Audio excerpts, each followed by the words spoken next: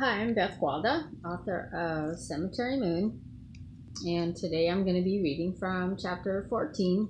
It's one of my favorite scenes where Maya first sees her cemetery.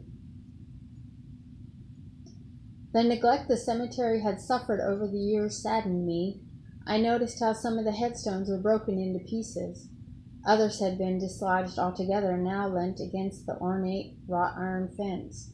A few of the monumental statues were missing their heads or hands, and in a few cases were missing completely. All that remained were jagged stone fragments on square pedestal foundations.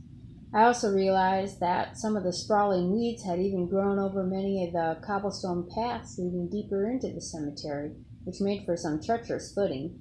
My feet got tangled more than once as I tripped my way through. Good grief, I should have brought along a machete, I grumbled to myself, looking around, shaking my head.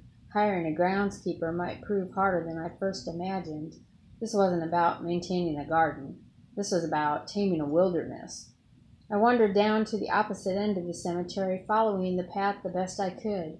I came across the little bridge Mr. Singletary had mentioned, and felt my heart sink at the sight of it. The wood had given into decay, and its ropes had frayed beyond repair. It lay in a heap in the gurgling, rocky stream some 20 feet below.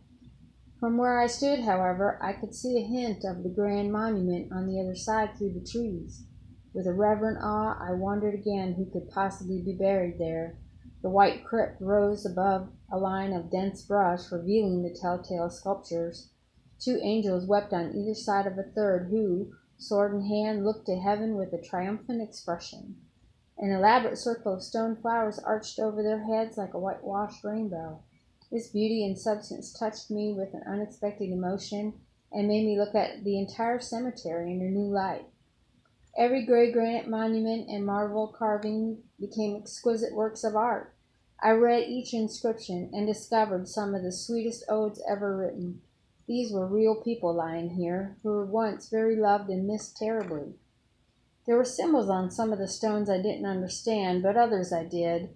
Weeping willow trees signified sadness and loss. Angel babies, doves, and lambs represented children now residing in heaven. There were draped urns and drawn curtains telling of a life come to an end. I saw numerous winged skulls of various kinds depicting the departing souls of the dead. It may have appeared gruesome to some, but to me they were beautiful. Chapter 14, Cemetery Moon, available from Amazon.com. Thank you for listening.